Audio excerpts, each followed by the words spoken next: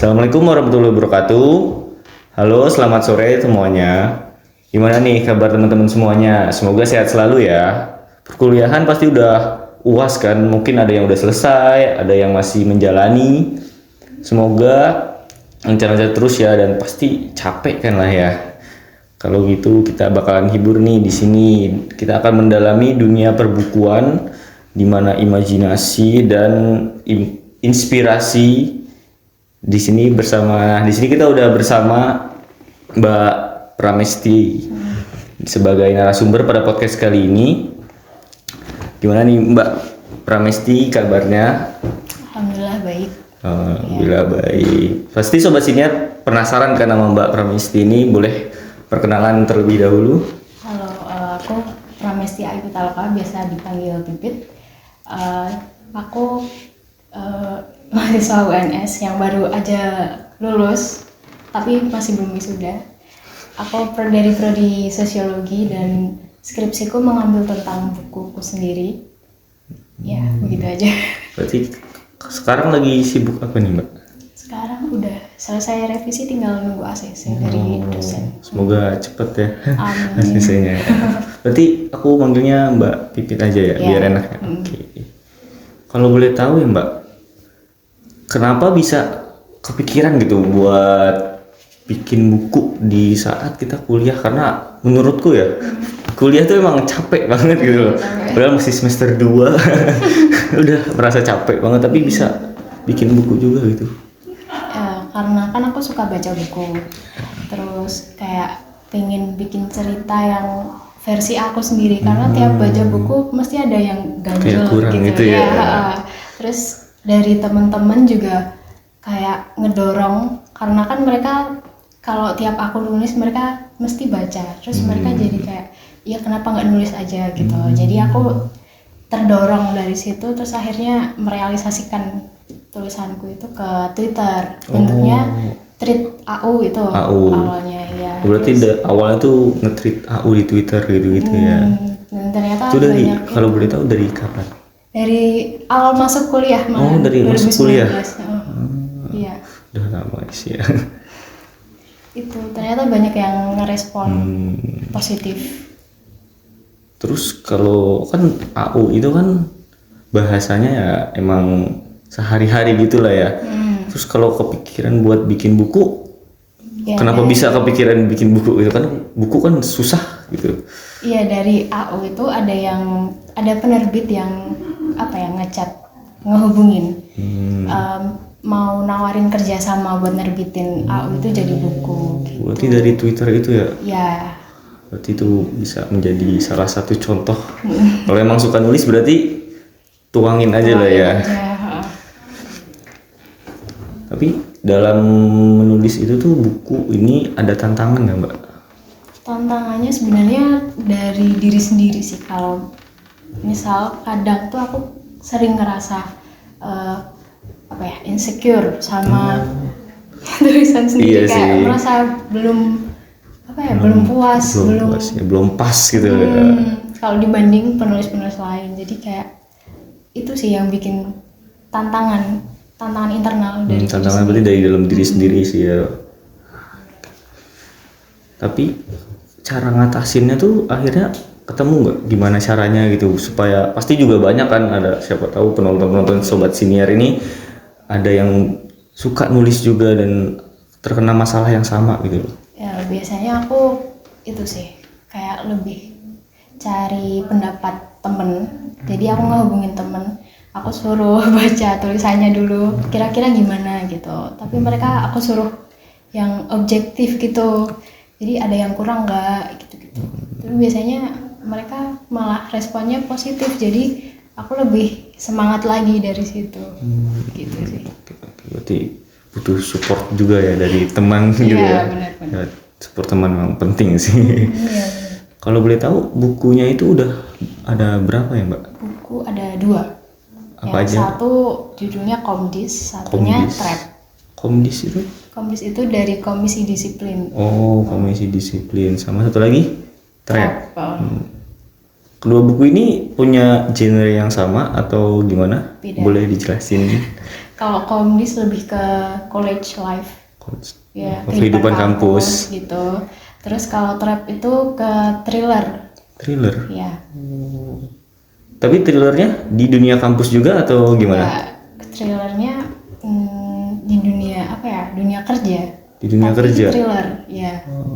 Boleh dijelasin nggak? Kayak Aku lumayan suka thriller misteri gitu soalnya. Jadi lebih ke apa ya? Agen rahasia ketemu pengusaha gitu. Ternyata pengusahanya ini punya bisnis underground gitu. Dan ternyata dari situ kayak judulnya trap, ada permainan jebakan-jebakan kayak gitu. Di dalam menjalani bisnisnya itu ada jebakan yang nggak diketahui banyak orang. Kalau boleh tahu itu udah rilis dari kapan bukunya? Itu Desember 2022. Desember 2022. Bisa dibeli atau Bisa dibeli di Shopee ataupun Tokopedia-nya Lunar Books. Lunar Books. Ya, Lunar Books. Kalau teman-teman ingin tertarik dengan buku trap dari Mbak Pipit, bisa dikunjungi. Tapi kalau di toko-toko ini Gramedia gitu-gitu. Itu belum sih. Masih di online ya. Online marketplace. Berarti nulis bukunya itu dari mulai Komdis ini berarti dari 2019 itu udah mulai buku si Komdis ini. Kalau itu masih AU doang. Kalau buku pas itu ditawarin kerjasama itu berarti 2021 kayaknya. 2021. Iya. Dua tahun kemarin ya. Iya. Berarti habis ditawarin baru nulis ya. buku. Ya. Itu berarti 2021 buku Komdis rilisnya? Rilisnya 2022. 2022. Terus yang trap ini juga 2022 rilisnya. Wah, cepet banget ya. Emang ngerjain 2 buku. Kerja keras banget. Tapi itu ngatur waktunya gimana sama perkuliahan?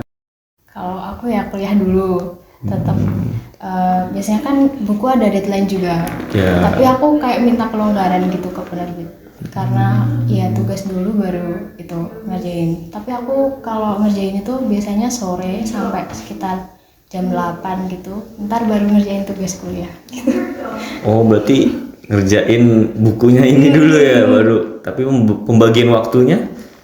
Iya kayak gitu, sore sampai jam 8 malam itu buat nulis buku, ntar setelah itu baru ngerjain tugas.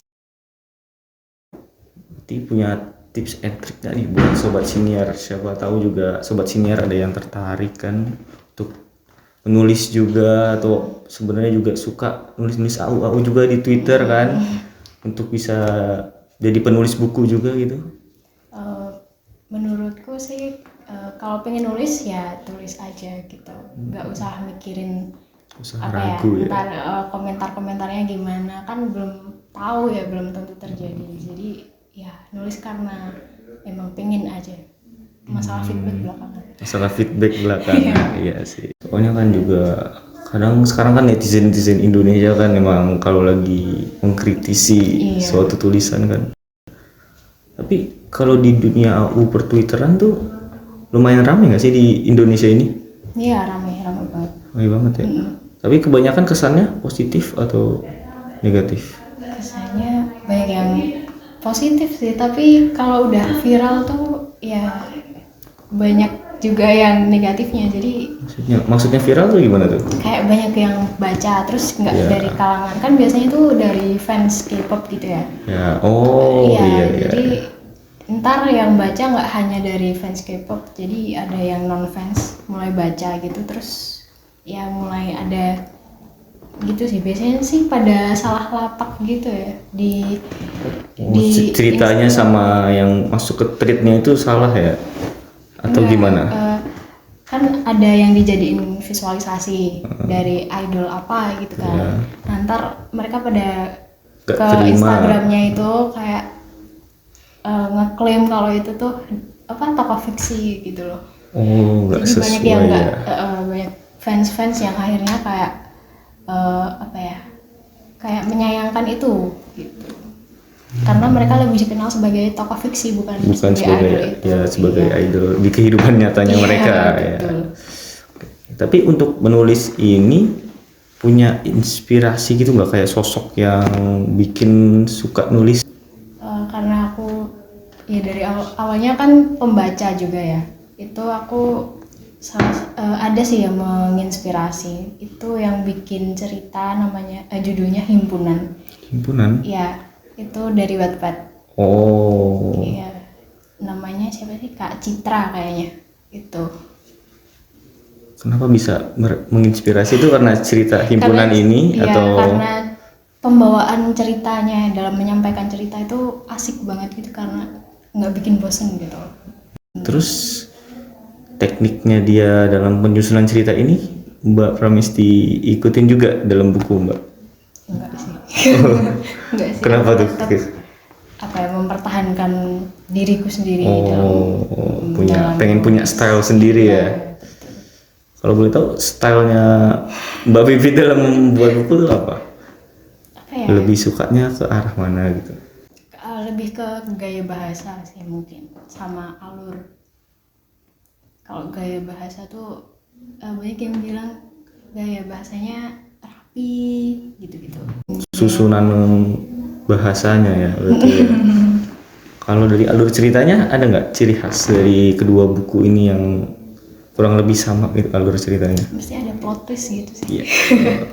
Itu. Plot twistnya tuh sukanya benar di akhir banget atau gimana?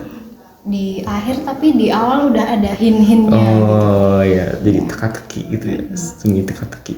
Iya.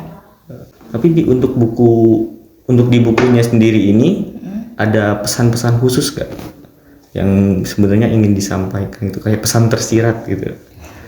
Kalau dari bukunya ya? Iya, dari bukunya. Kalau Komdis itu kan, itu kan college, lebih ke kehidupan perkuliahan kan. Biar mereka lebih percaya diri dalam mengejar mimpi gitu. Kalau trap tuh biar lebih hati-hati sama orang sekitar kayaknya. Iya sih, kan soalnya trap itu isinya kan tentang rahasia-rahasia itu ya, jebakan-jebakan dalam dunia pekerjaan. Ya sih. Untuk dari para pembacanya ada yang respon gitu nggak, entah lewat sosial media atau buat platform Twitternya itu, ada nggak? Iya, banyak banget. Itu ada fans sejatinya gitu nggak Pak? Yang benar-benar ngikutin, benar-benar kayak dari Twitter sampai ke bukunya yang Komdis dan Trap ini. Ada. Alhamdulillahnya ada ya. Keren ya. Tapi banyak atau? Lumayan banyak. Terus ngeresponnya itu kayak gimana tuh? Ngerespon gimana? Respon fans sejatinya ini. Tergantung mereka gimana dulu. Ya biasanya aku respon baik, terima kasih. Tapi mereka emang mengasih semangat terus lah ya. Kalau dari UNS sendiri ada nggak yang benar-benar jadi ngikutin banget karena bukunya Mbak ini? Ada sih waktu itu, tapi aku nggak tahu itu dari prodi apa. Soalnya aku lihat di komen di Instagram sama Twitter gitu. Oh. Mereka dari UNS. Dari UNS gitu. Iya. Nggak pernah nemuin Mbak gitu, Mbak Pipit nemuin secara langsung. Kalau dari UNS-nya sendiri ada nggak dukungannya gitu loh, kayak supportnya, membantu apa gitu? Iya, ada. Waktu itu aku dihubungi dari humasnya UNS buat wawancara, terus habis itu di-upload di website UNS. Setelah itu banyak surat kabar juga yang nge-upload itu. Terus agak berselang lama di-upload juga di UNS official itu. Mereka minta izin dulu gitu. Tapi itu tuh untuk dari buku yang pertama Komdis ini apa yang dari Trap aja? Dari yang pertama. Dari pertama langsung. Ya, dari pertama. Mungkin boleh disampaikan lagi mungkin nasihat-nasihat atau motivasi lah buat teman-teman sobat siniar yang pengen nulis buku itu. Iya, kayak yang aku bilang tadi sih, kalau mau nulis ya tulis aja gitu. Untuk masalah feedback itu belakangan. Terus kalau misalkan belum terlalu percaya diri nggak apa-apa, ntar juga bakalan berkembang gitu. Ya pokoknya tulis aja kalau mau nulis gitu. Duh, nggak terasa nih sudah 2 jam kita membahas dunia perbukuan, rahasia dari halaman-halaman seorang penulis. Semoga podcast bisa bermanfaat bagi Sobat Siniar. Saya selaku host pamit undur diri. Semoga video ini bermanfaat untuk Sobat Siniar. Wassalamualaikum warahmatullahi wabarakatuh.